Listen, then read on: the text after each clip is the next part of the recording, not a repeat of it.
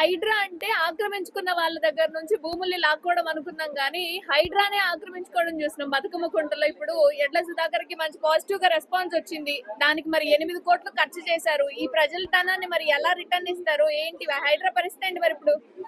వాస్తవానికి చెప్పాలంటే 1972 నుంచి అది కోర్టులో డిస్ప్యూట్ నడుతుందట, ఇష్యూ నడుస్తుందంట.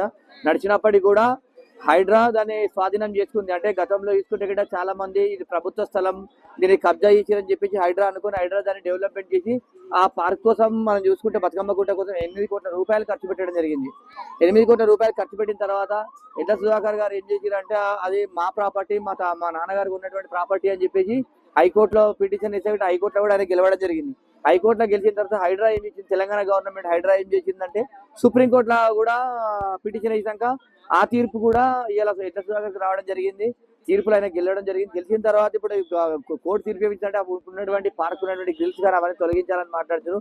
కానీ ఏదేమైనా కూడా ఒకటి చాలా బాధాకరమైన విషయం అండి. ఇలా ప్రజల సొమ్ము ఇలా 8 కోట్ల రూపాయలు ఖర్చు పెట్టి పార్కులు మాత్రం ఒక అందంగా తయారు చేసారు.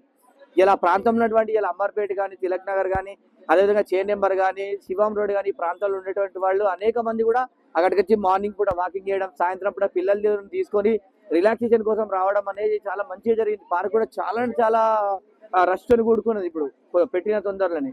కానీ ఇలా పార్క్ పోతుందంటే అందరూ బాధపడుతూ చాలా బాధ అనిపిస్తుంది. ఏదేమైనప్పటికీ కూడా ఎడ్ల సుధాకర్ గారు ఒకటే చెప్తున్నాండి మీకు, మీరు గతంలో చూసుకుంటే అంబార్పేట ఎమ్మెల్యే కంటెస్ట్ చేసిన టీఆర్ఎస్ పార్టీ నుంచి, మీరు రాజకీయ క్షేత్రంలో ఉన్నారు కాబట్టి కంపల్సరీ ఇలా పార్కును చూసి చాలా మంది ఇలా అక్కడికి ఇంట్లో ఏదైనా బాధ ఉన్నా కూడా పార్క్ వచ్చి కొద్దిసేపు కూర్చుంటే కూడా మనసు రిలాక్సేషన్ అవుతుంది అని చెప్పేసి అనేక మంచి జరుగుతుందని అనిపించి అనుకున్న సమయంలో కూడా ఈ విధంగా జరిగితే ప్రజలందరూ కూడా బాధపడుతున్నారు.